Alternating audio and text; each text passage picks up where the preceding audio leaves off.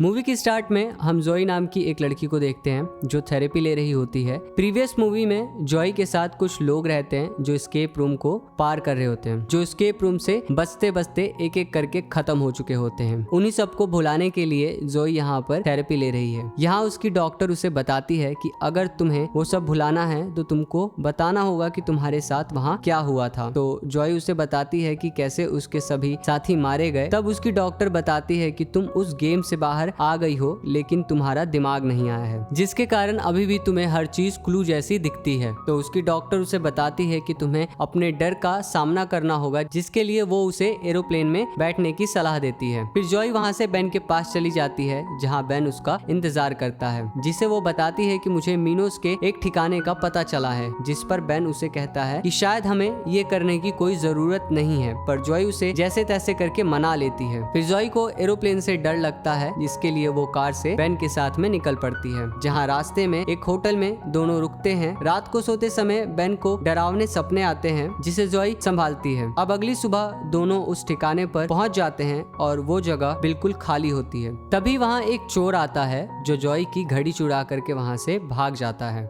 जिसके बाद बेन और जॉय दोनों उनका पीछा करते हैं और पीछा करते करते वो एक मेट्रो ट्रेन में पहुंच जाते हैं और चोर इन्हें चकमा देकर बाहर निकल आता है और ये दोनों मेट्रो में फंस जाते हैं, जिसमें और भी कुछ लोग बैठे होते हैं। तभी जॉय को कुछ गड़बड़ लगता है तो वो ट्रेन के कनेक्टर के पास जाती है। तभी उसके ट्रेन की बोगी अलग हो जाती है तो वो समझ जाती है कि मीनूज ने उन्हें ढूंढ लिया। तभी बाकी के लोग उनसे पूछते हैं कि तुमने क्या कहा, तो जॉय उन्हें फिर से मीनूज बोलकर बताती है। तो वहाँ जॉय को पता चलता है कि वो लोग भी एक एक बार गेम को खेल चुके हैं। तभी उनकी ट्रेन रुक जाती है और वो लोग घबराने लगते हैं। देन वहाँ ट्रेन में इलेक्ट्रिसिटी का फ्लो आ जाता है, जिसके बाद इन्हें टोकन इकट्ठा करने का गेम मिलता है। जैसे जैसे वो टोकन को ढूंढते और उस जगह पर डालते थे, वहाँ बिजली पहले से ज्यादा बढ़ने लगती और यहाँ उनका एक साथी मारा जाता है और ये सब वहाँ से निकल जाते हैं और एक लिफ्ट में पहुँचते हैं जहाँ इन सब का नाम पता चलता है। ब्रियाना, नेट, अल्फ और रिचर होते हैं। अब ये सब वहाँ से आगे बढ़ते हैं और ये एक बैंक में पहुँचते हैं जहाँ कोई नहीं होता।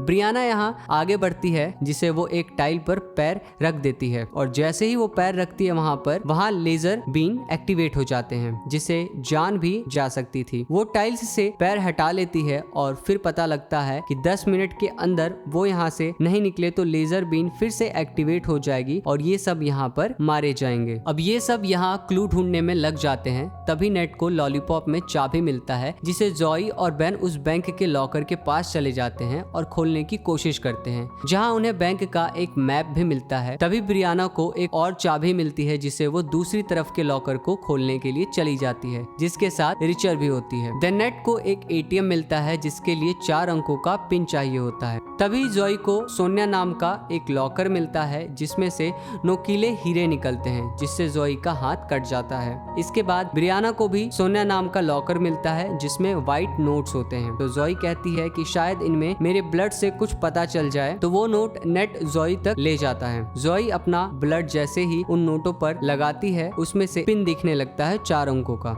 जो पिन डालते ही वहाँ की घड़ियों का वक्त बदल जाता है, जिससे उन लोगों को आगे बढ़ने का क्लू मिल जाता है और नेट उन टाइल्स पर आगे बढ़ता है और लॉलीपॉप को निशानी के तौर पर छोड़ता रहता है। आधे रास्ते पर उनका क्लू खत्म हो जाता है, जिसके बाद एक लॉकर और खुल जाता है, लेकिन नेट बिना क्लू के आगे बढ़ने लगता है, जिसकी वजह से एक बार फिर से लेजर बीन एक्टिवेट हो जाते हैं, लेकिन किसी को कुछ चोट नहीं पहुँचता। नेट को चोट लग जाती है और वो बेहोश हो जाता है, जिसके बाद ब्रियाना और रिचर मिलकर नेट को टाइल्स से हटाते हैं। इसके बाद उस लॉकर से ब्रियाना को एक मैप मिलता है, जिसमें सही रास्ता होता है, जिसे पूरा करने के लिए जॉय के पास वो मैप फेंक देती है और इसके बाद लेजर शुरू होने में 10 सेकंड का टाइम बाकी रहता है। फिर जॉय रास्ता बताती है और ये सब जल्दी जल्दी वहाँ से आगे भाग जाते हैं, जिसके बाद ये सब एक समुंदर के किनारे पहुँचते हैं, जो एक रूम में बना होता है। तभी ब्रियाना को एक कैमरा मिलता है, जिसे वो फोटो क्लिक करती है तो पता चलता है कि उन्हें एक एंकर चाहिए। तभी वहाँ एक घर के गेट पर एंकर बना होता है, जिससे वो समझ जाते हैं कि उस एंकर से क्या करना है उन्हें और कैसे वो उस रूम में जा सकेंगे। देन वो लोग एक मेटल डिटेक्टर ढूंढते हैं, जिसे वो लोग एंकर को ढूंढने में हेल्प लेते हैं, जिसमें से एक पुतला भी दिखता है उन्हें, जिसकी आंखें नहीं होती। थोड़ी देर में उन्हें एंकर मिल जाता है, जो कि एक रस्सी में बंधा होता है जो इनसे टूट जाता है। और तभी वहाँ रेत सब कुछ अपने अंदर समाने लगती है, जिसमें रिचर भी फंस जाती है, पर नेट उसे बचाने के लिए उसमें कूद जाता है। नेट रिचर को तो बचा लेता है, पर वो खुद बाहर नहीं आ पाता।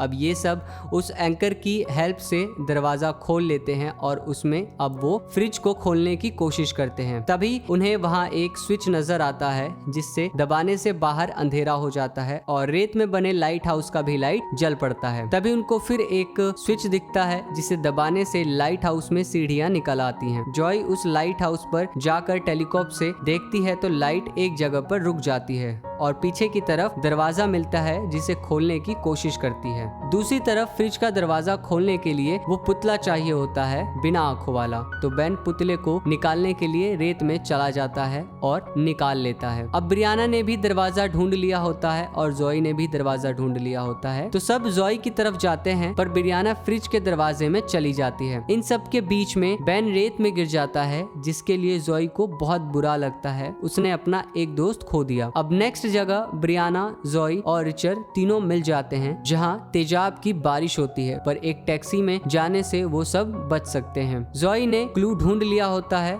तो वो उस टैक्सी में चली जाती है और तभी टैक्सी का दरवाजा अपने आप बंद हो जाता है। इसके कारण रिचर और ब्रियाना वहां तेजाब से जलकर मर जाते हैं। इसके बाद जॉय एक कमरे में जा गिरती है, जहां उसे पुरानी साथी अमेंडा मिलती है। तो जॉय उसे पूछती है कि तुम तो मर गई थी। तो अमेंडा उसे बताती है कि नहीं, मैं नहीं मरी, मैं बच गई। और उसके बाद इसी ने ये गेम बनाया और अब तुम्हें भी उनके लिए एक गेम बनाना होगा, तो वो तुम्हें यहाँ से छोड़ देंगे। जॉय पूछती है कि तुमने ऐसा क्यों किया। तो वो उसे बताती है कि मिनोज ने उसकी बेटी को मारने की धमकी दी थी, इसलिए उसे ऐसा करना पड़ा। तभी जॉय उसे मना कर देती है गेम बनाने को, क्योंकि उसकी कोई कमजोरी नहीं थी। तब अमेंडा उसे बताती है कि वो तुम्हारी हर कमजोरी जानते हैं। और उसी पल दूसरी तरफ बेन नजर आता है, जो एक दरवाजे के पीछे फंसा हुआ होता है, जिसमें पानी भर रहा होता है। फिर भी जॉय नहीं मानती और वो वहाँ आग लगा देती है, जिससे वो शीशे की दीवार पिघल जाती है और वहाँ पानी भर जाता है। जॉय देखती है एक तरफ से पानी बाहर जा रहा होता है, तो वो वहाँ से बाहर निकलने की कोशिश करती है और वो तीनों बाहर निकल जाते हैं। देन सब पुलिस के पास जाते हैं और वो गेम वाले